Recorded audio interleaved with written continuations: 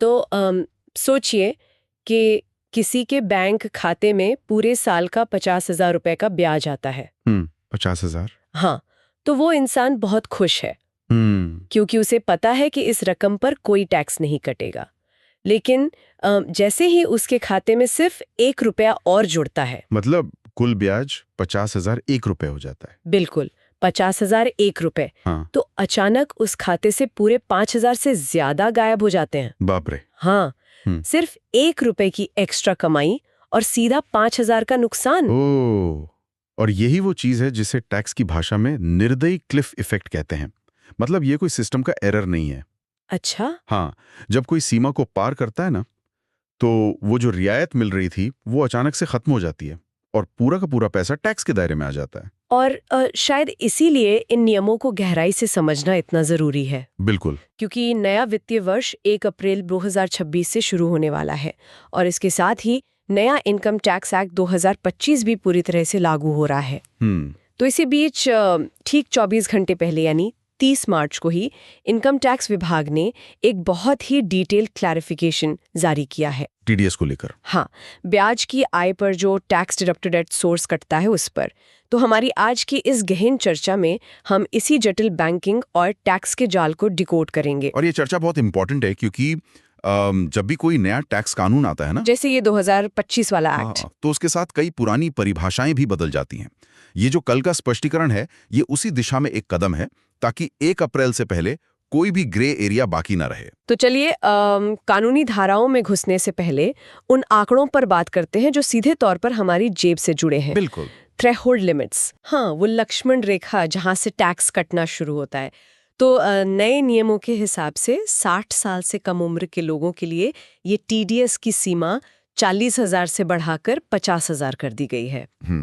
एक बड़ा जंप है। और वरिष्ठ नागरिकों के लिए यानी 60 साल या उससे ऊपर वालों के लिए ये लिमिट 50,000 से बढ़ाकर सीधा 1 लाख रुपए कर दी गई है। सही बात है। लेकिन मैं ये सोच रही थी कि इसके पीछे का आर्थिक तर्क क्या है? मतलब अचानक से इतनी लिमिट क्यों बढ़ाई? देखिए, इसके पीछे मेनली महंगाई और ब्याज दरों का कैलकुलेशन है। अच्छा। अर्थव्यवस्था में जब चीजों के दाम बढ़ते हैं तो एफडी वगैरह पे जो रिटर्न मिलता है उसकी रियल वैल्यू कम हो जाती है ना। इन्फ्लेशन खा जाता है रिटर्न को। बिल्कुल। तो 40 से 50,000 का जंप देने का सीधा मतलब है कि छोटे बचतकर्ताओं को थोड़ी राहत दी जाए। सरकार ये चाहती है कि जो लोग छोटी छोटी सेविंग्स कर रहे हैं उनका पैसा शुरू में ही टैक्स के जाल में ना फंसे। मतलब एक तरह से बैंकिंग सिस्टम में पैसा रखने का इंसेंटिव है ये। एकदम सही। लेकिन मुझे यहाँ एक बात समझ नहीं आ रही। हाँ। अभी स्टार्टिंग में हमने वो क्लिफ इफेक्ट की बात की थी। हाँ, वो 1 रुपए वाला नुकसान। हाँ, हाँ। तो अगर किसी का ब्याज 50,000 से 1 रुपए भी ऊपर चला गया तो क्या बैंक सिर्फ उस 1 रुपए पर टैक्स नहीं काट सकता? लॉजिक तो ये कहता है, लेकिन बैंकिंग और इनकम टैक्स का सिस्टम ऐसे काम नहीं करता। तो फिर कैसे करता है? इसे एक हाईवे की स्पीड लिमिट की तरह समझिए। ओके। मान लीजिए किसी सड़क पर स्पीड लिमिट 50 की है।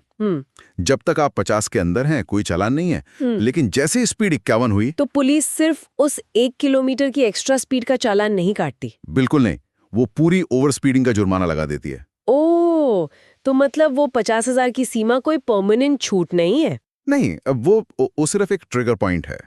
कानून कहता है कि 50,000 तक बैंक को टीडीएस काटने की जरूरत नहीं है। लेकिन जैसे ही वो 50,000 एक हुआ तो बैंक पूरे अमाउंट पर कुल्हाड़ी चला देगा। हाँ, बैंक की जिम्मेदारी बन जाती है कि वो पूरे 50,000 एक रुपए पर 10% टीडीएस काटे। क्योंकि देखिए, टीडीएस कोई फाइनल टैक्स नहीं है, ये बस एडवांस टैक्स कलेक्शन का एक तरीका है। हाँ, ये तो काफी ट्रिकी है। लेकिन नियमों में एक और पेंच भी है ना। ये जो 10% का टैक्स है, ये तो तब है जब आपका पैन कार्ड खाते से लिंक्ड हो। पैन होना जरूरी है। अगर पैन कार्ड लिंक नहीं है तो बैंक कितना पैसा काटता है? अगर पैन नहीं है तो ये झटका सीधा 2 गुना हो जाता है। 2 गुना? हाँ, पैन न होने पर टीडीएस 20% की दर से काटा जाता है। 20%? उफ, ये तो लगभग एक पेनल्टी जैसा लग रहा है। मतलब सरकार जानबूझकर लोगों को सजा क्यों दे रही है? देखिए, इसे सजा नहीं कह सकते। ये दरअसल सिस्टम में कंप्लायंस पक्का करने का एक सख्त टूल है। कंप्लायंस कैसे? सरकार चाहती है कि पूरी इकोनॉमी फॉर्मल ढांचे में आ जाए। हर व्यक्ति का पैसा पैन के जरिए ट्रैक हो सके ताकि ब्लैक मनी या शैडो इकोनॉमी पर रोक लगे। अच्छा, तो जब 20% कटता है तो इंसान को चुभता है। बिल्कुल। जब 20% कटता है तो वो मैसेज है कि भाई अपना पैन कार्ड जमा करो और सिस्टम का हिस्सा बनो। कोई भी इंसान इतनी बड़ी रकम यूं ही नहीं जाने देना चाहेगा। हाँ, फिर तो वो भागकर पैन लिंक करवाएगा। एग्जैक्टली। अब यहाँ से इस चर्चा में एक बहुत ही इंपॉर्टेंट ट्विस्ट आता है। अगर ये 50,000 और 1 लाख वाली लिमिट्स इतनी साफ थी, तो फिर इनकम टैक्स विभाग को कल अचानक ये क्लैरिफिकेशन क्यों जारी करना पड़ा?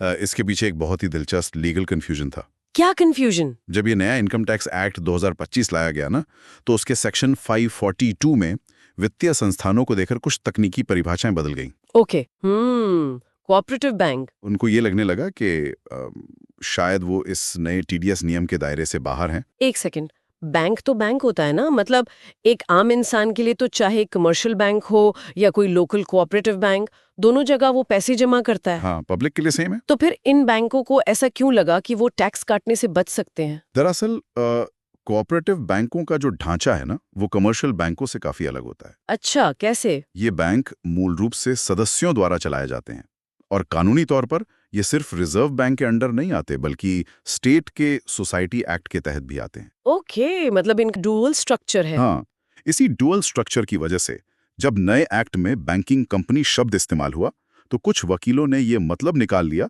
कि कोऑपरेटिव बैंक इसमें फिट नहीं बैठते। ओहो। और इसलिए उन्हें लगा कि उन्हें अपने ग्राहकों के ब्याज पर वो 10% टीडीएस नहीं काटना पड़ेगा। क्या बात कर रहे हैं? ये तो एक बहुत बड़ा लूप होल बन जाता। बहुत बड़ा। मतलब अगर ये मान लिया जाता कि उनको टीडीएस नहीं काटना है, तो इसका तो बहुत भयंकर असर होता। बिल्कुल।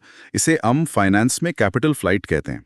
आप खुद सोचिए। हाँ, अगर मुझे पता चले कि एचडीएफसी या एसबीआई में मुझे 10% टैक्स देना है, लेकिन पड़ोस के कोऑपरेटिव बैंक में सारा ब्याज बिना टीडीएस के मिल जाएगा, तो आप अपना सारा पैसा कहाँ रखेंगी? जाहिर है मैं सारा पैसा निकाल कर कोऑपरेटिव बैंक में डाल दूंगी। एग्जैक्टली। और अगर सब ऐसा करने लगे तो पूरे बैंकिंग सिस्टम में एक बहुत बड़ा असंतुलन पैदा हो जाता। तो सरकार ने जो कल फैसला दिया, उसने इस चीज को कैसे रोका? सरकार ने बहुत ही साफ और सख्त शब्दों में कह दिया है कि कोऑपरेटिव बैंकों समेत कोई भी संस्था जो बैंकिंग का काम कर रही है, वो बैंकिंग कंपनी ही मानी जाएगी। बिल्कुल। इस फैसले ने उस सारे कंफ्यूजन को एक झटके में खत्म कर दिया। अब आप पैसा कहीं भी रखिए, नियम सब जगह सेम है। लेवल प्लेइंग फील्ड बना दी। हाँ, ये बहुत जरूरी था। अच्छा, चलिए, ये तो क्लियर हो गया कि हर बैंक को नियम मानना पड़ेगा। लेकिन एक और भ्रम है जो बहुत से लोगों में होता है। क्या? मान लीजिए मेरे पास कुछ पैसा है और मुझे पता है कि एक ही ब्रांच में रखूंगी तो ब्याज 50,000 पार कर जाएगा। तो मैं क्या करती हूँ कि एक ही बैंक की 4 अलग-अलग ब्रांचों में छोटी-छोटी एफडी खोल देती हूँ। एक ब्रांच से 20,000 ब्याज, दूसरी से 20,000 और तीसरी से 15,000।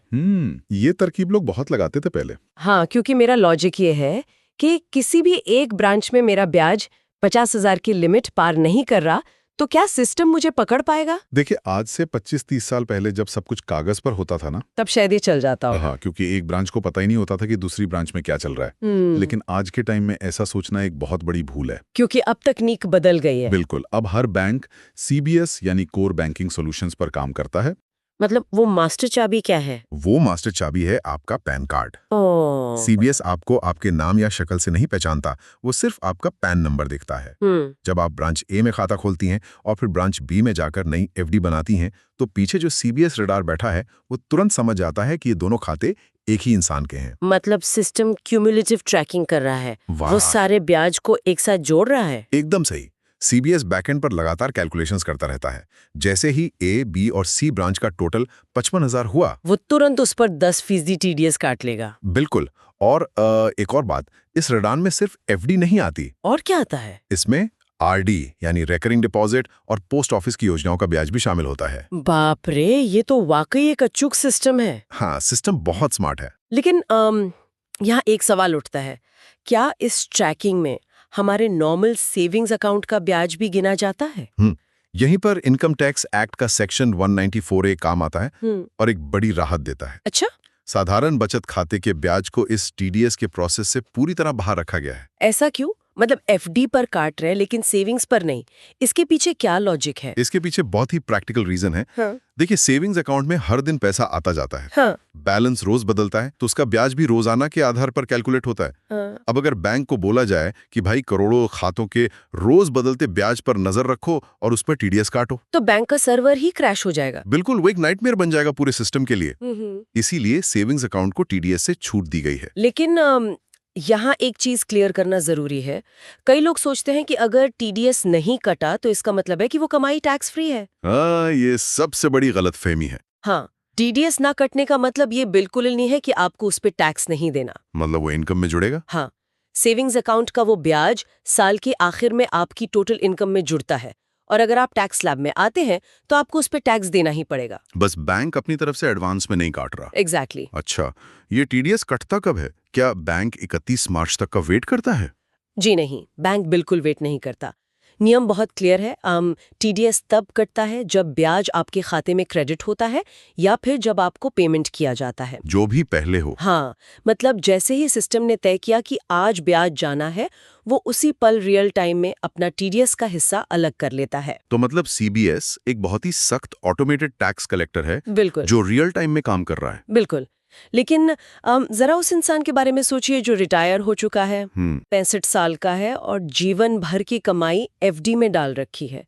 उसे साल का मान लीजिए 1,20,000 ब्याज मिलता है। ओके। और उसकी इसके अलावा कोई और इनकम नहीं है, तो उसकी टोटल इनकम तो टैक्स की बेसिक छूट सीमा से भी कम है ना? हाँ, बिल्कुल कम है, कोई टैक्स नहीं बनता उस पर। तो कानूनी तौर पर उसे कोई टैक्स नहीं देना। लेकिन सीबीएस रडार तो अंधा है। वो देखेगा कि ब्याज 1,00,000 से ऊपर गया और वो तुरंत 12,000 रुपए काट लेगा। हाँ।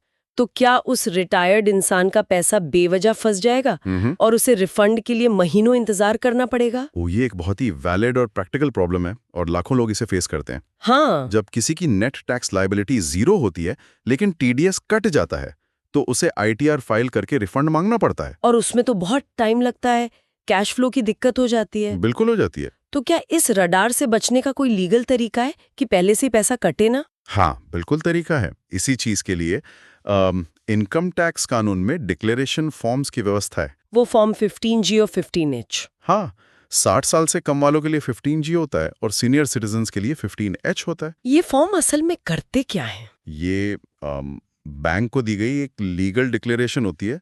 आप बैंक को लिख कर दे रहे हैं कि मेरी सालाना आय पर कोई टैक्स नहीं बनता, इसलिए प्लीज मेरा टीडीएस मत काटो। अच्छा, और फिर बैंक सिस्टम में अपडेट कर देता है। हाँ, एक बार ये फॉर्म अपडेट हो गया तो सीबीएस रडार उस खाते को इग्नोर कर देता है। फिर चाहे ब्याज 50,000 हो या 1,00,000 के पार चला जाए, टीडीएस नहीं कटेगा।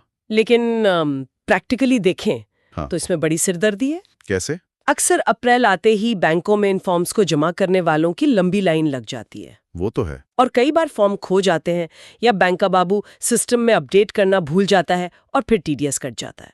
आपने बिल्कुल दुखती रग पर हाथ रखा है। ये पेपर वर्क हमेशा से बहुत फ्रस्ट्रेटिंग रहा है। लेकिन यहाँ एक बहुत बड़ी गुड न्यूज है जो कल के क्लैरिफिकेशन में भी मेंशन की गई है। क्या? 1 अप्रैल 2026 से सीनियर सिटीजन्स के लिए एक नया डिजिटल फॉर्म आ रहा है, फॉर्म 121। फॉर्म 121? ये पुराने 15H से अलग कैसे होगा? ये कोई छोटा मोटा चेंज नहीं है, ये एक पूरा स्ट्रक्चरल शिफ्ट है। अच्छा। ये फॉर्म 121 पूरी तरह से डिजिटल और ऑटोमेटेड है। अब किसी भी सीनियर सिटीजन को बैंक की ब्रांच में जाकर लाइन में नहीं लगना पड़ेगा। ओह वाह! इसे नेट बैंकिंग, मोबाइल ऐप या सीधे इनकम टैक्स पोर्टल के थ्रू बैंक्स के सर्वर से लिंक किया जा सकेगा। ये रियल टाइम वैलिडेशन करेगा। मतलब कोई कागज खोने का या अपडेट न होने का झंझट ही खत्म। एकदम खत्म। ये सिर्फ एक फॉर्म नहीं है, ये सीनियर सिटीजन्स को घर बैठे डिजिटल एम्पावरमेंट देने का एक बहुत बड़ा कदम है। ये तो बहुत ही कमाल की चीज है। रिफंड का इंतजार करने की वो लंबी और दर्दनाक प्रोसेस हमेशा के लिए खत्म हो जाएगी। बिल्कुल। तो आज की इस गहन चर्चा में हमने बैंकिंग और टैक्स की कई परतों को खोला है। हमने 50,000 और 1,00,000 वाली उन नई टीडीएस लिमिट्स को समझा जो तय करती हैं कि क्लिफ इफेक्ट कब ट्रिगर होगा। और अमन, ये भी देखा कि कैसे 30 मार्च वाले स्पष्टीकरण ने कोऑपरेटिव बैंकों के उस लूप होल को बंद कर दिया। हाँ, जिससे वो कैपिटल फ्लाइट का रिस्क था। बिल्कुल। अब सारे बैंक एक ही नियम के अंडर हैं। और सबसे इम्पोर्टेंट, हमने उस इनविजिबल सीबीएस रडार को डिकोड किया जो पैन कार्ड के जरिए एक एक रुपया ट्रैक करता है। और नए फॉर्म 12(1) के बारे में भी जाना। हाँ, ये सारी चीजें ये दिखाती हैं कि कैसे हमारा फाइनेंशियल सिस्टम धीरे धीरे एक हाईली इंटीग्रेटेड डिजिटल ढांचे में बदल रहा है। बिल्कुल बदल रहा है। और इसी इंटीग्रेशन से मेरे दिमाग में एक बहुत ही इंटरेस्टिंग थॉट आ रहा है। बताइए। देखिए, आज हमने देखा कि कैसे CBS तकनीक एक ही बैंक की सारी ब्रांचों को जोड़कर पैन कार्ड के थ्रू ट्रैक कर लेती है। तो जब तकनीक इतनी फास्ट और स्मार्ट हो गई है, तो क्या फ्यूचर में ऐसा नहीं हो सकता कि सारे अलग अलग बैंक और फाइनेंशियल संस्थाएं सीधे इनकम टैक्स पोर्टल से रियल टाइम में जुड़ जाएं?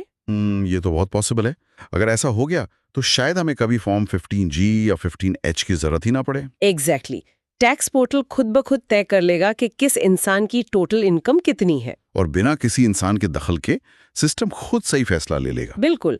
क्या ऐसा हो सकता है कि फ्यूचर में इनकम टैक्स रिटर्न फाइल करना पूरी तरह से एक अदृश्य और स्वचालित प्रोसेस बन जाए, जहां सिस्टम खुद तय कर ले किसे टैक्स देना है और किसे छूट मिलनी चाहिए? हाँ, और जो TDS आज हमें एक भूल भुलैया लगता है, वो उस फुल्ली ऑटोमेटेड दुनिया में शायद हमेशा के लिए सुलझ जाए। खैर, आज की इस विस्तृत चर्चा में हमारे साथ जुड़ने के लिए बहुत बहुत शुक्रिया। शुक्रिया। टैक्स और फिनांस की इन बारीकियों को समझना ही एक सुरक्षित भविष्य की असली चाबी है।